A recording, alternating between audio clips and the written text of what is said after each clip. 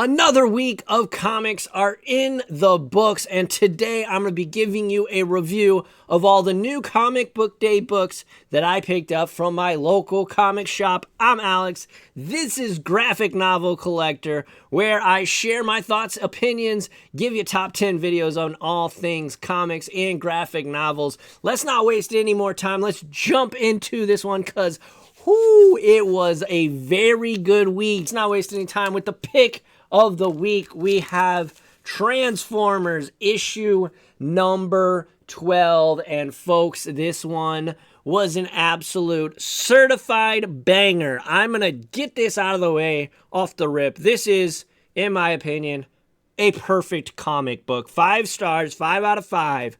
Holy smokes.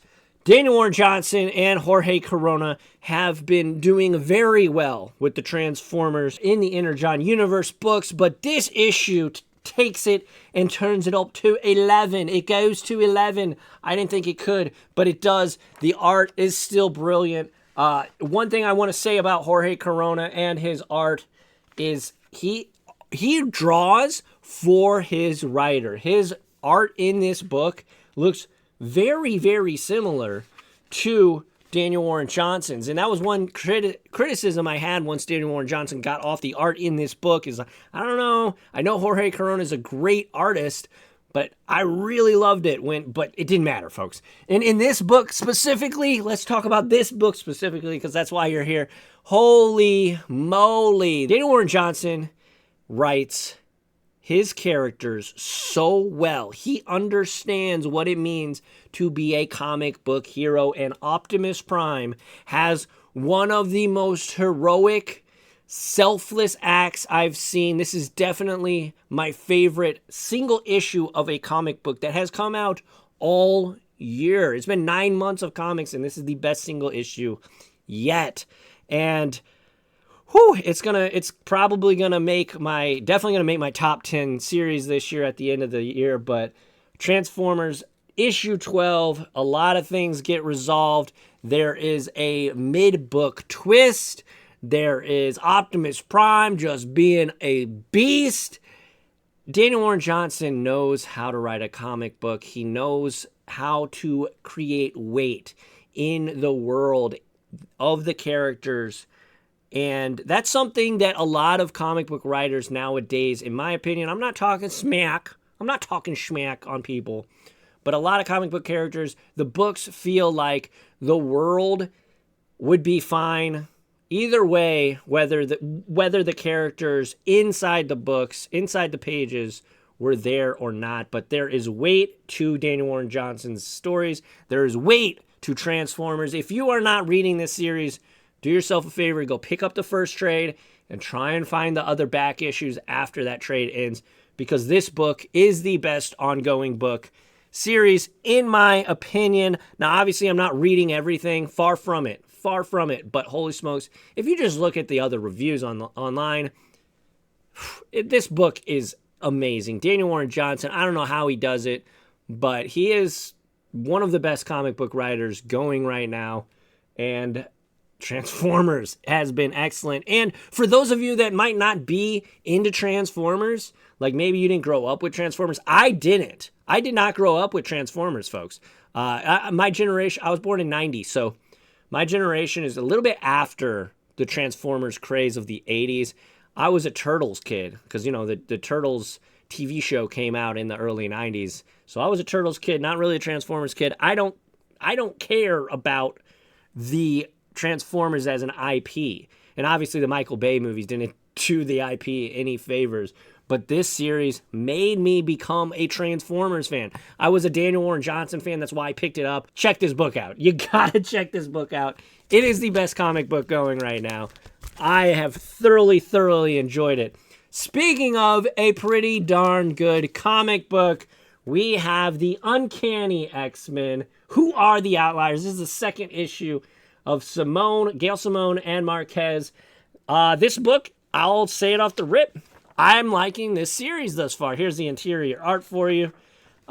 These first couple pages are very kind of like monochromatic, but we do meet, there they are, some new characters. I'm not going to show you like what their powers are, what they're doing here, But basically, Rogue has kind of put it on herself to become the new Professor X. More, to put it any other way would be silly, but this is a pretty awesome take on the Uncanny X-Men. One thing I really love about Gail Simone, her writing style for these characters, they all feel like the characters.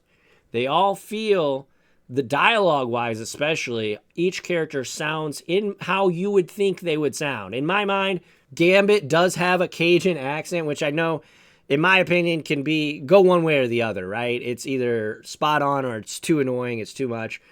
Gail Simone does an excellent job of not overriding these characters into their tropes, but does a good job of giving you enough to where, okay, these are the characters, and what they're doing as the characters makes sense. But basically, in the last issue, they set out kind of like anybody can come.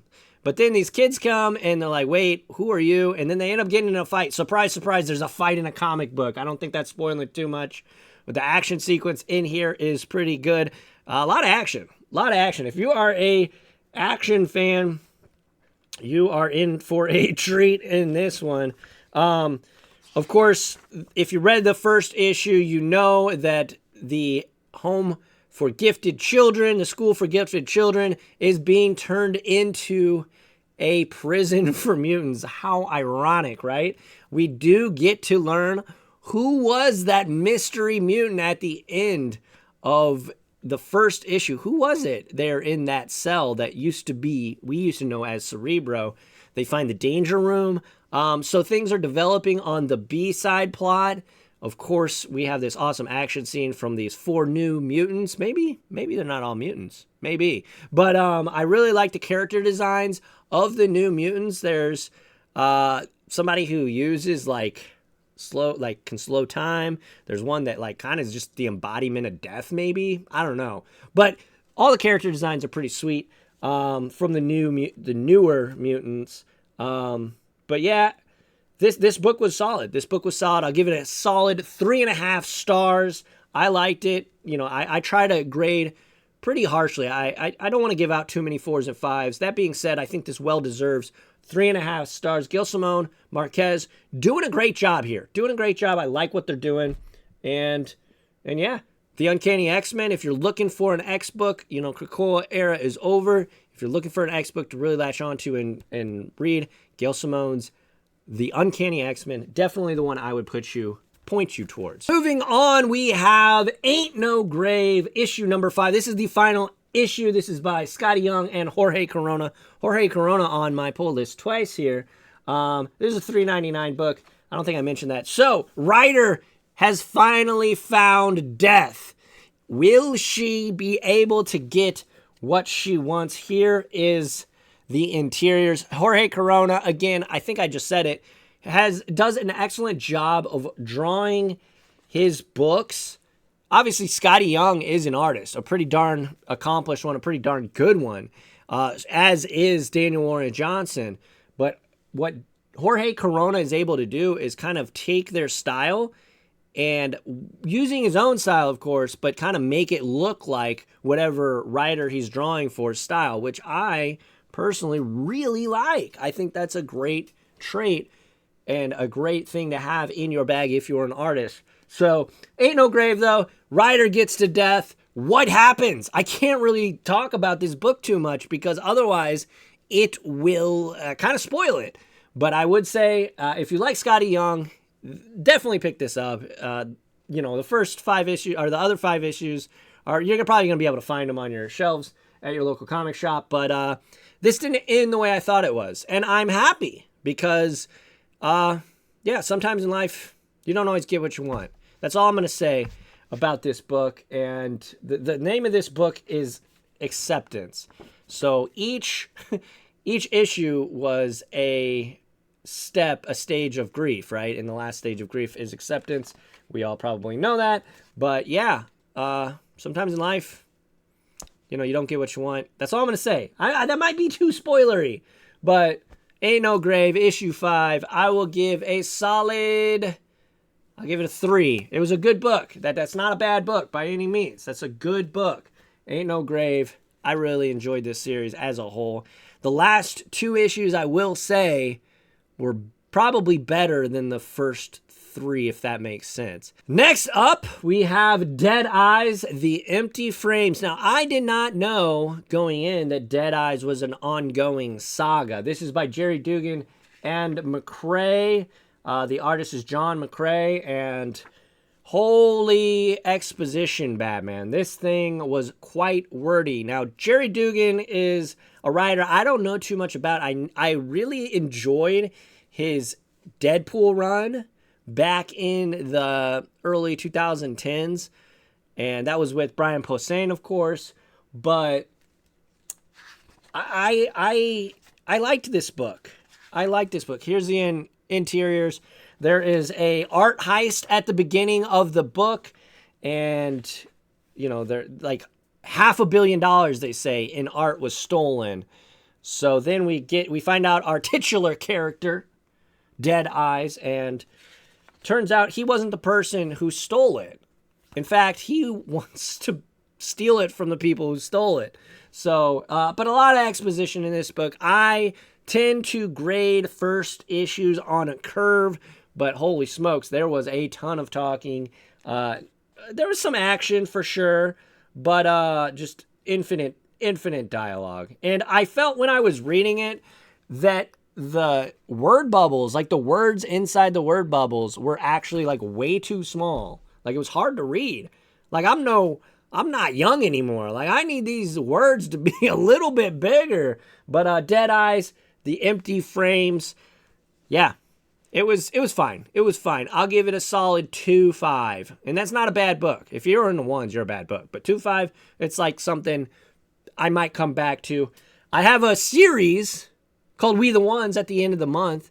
You can check that out where I go through all of the first issues. Hey, and if you're enjoying this content, make sure to like, comment, and subscribe. It'd be awesome. I'd love to chop it up with you in the comment section about comic books. But moving on to the last and certainly not least book here, we have Teenage Mutant Ninja Turtles. This is issue number 2 from Jason Aaron and Raphael Albuquerque. First 4 issues of this series are going to be, I believe, each turtle kind of showing where they are in this world. I love this amazing art on this variant by Kevin Eastman. Absolutely gorgeous. But yeah, Mikey is in Tokyo and he has become a movie star. What?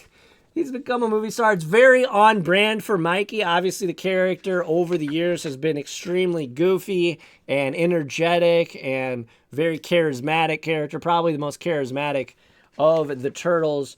But there's a scene in here where they're out to dinner. He's out to dinner with a bunch of the hot shots in Tokyo. And I'll just show you this. So spoiler, skip ahead a little bit if you don't want to see this. A little minor spoiler, but he's like, this is not the best meal I've ever had. Because he tells one of the people, this is the best meal I've ever had. He said, this isn't the best meal I've ever had. And then we refer to just a picture, a memory of him with his brothers in in the sewers of New York, eating some pizza, as they are known to do. But I'm really digging this book. It's kind of, what are we building to, right? That's the whole hook of this book, these first 4 issues. What are we doing here? And I really like this. Mikey, midway through this book, explains to us that he's not really, he misses his brothers. And obviously he misses his brothers, but overall, I like what Jason Aaron is building to. The art by Raphael Albuquerque is pretty darn good. I really enjoy it.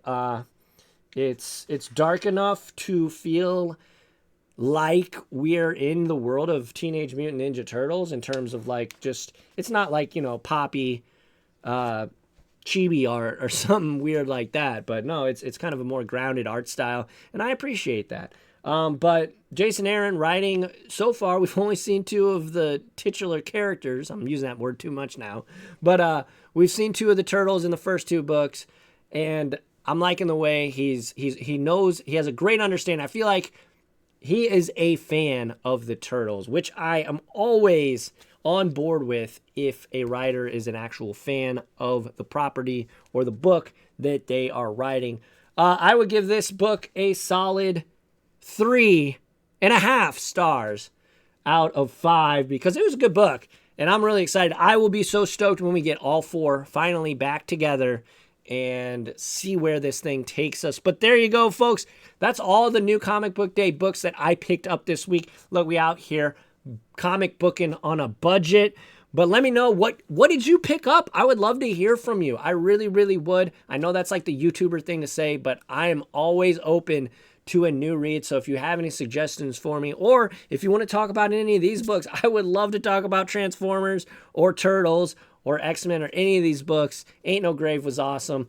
But yes, let me know. Make sure to like, comment, subscribe, turn that notification bell on so you don't miss out on content like this, because I don't know about you, but whenever I subscribe to someone, I notice if I don't turn that little thing on, it will not show me their content. Like, I'll get it in my subscriptions feed, but it won't actually notify me. So make sure you turn that on so you get notified when I post videos.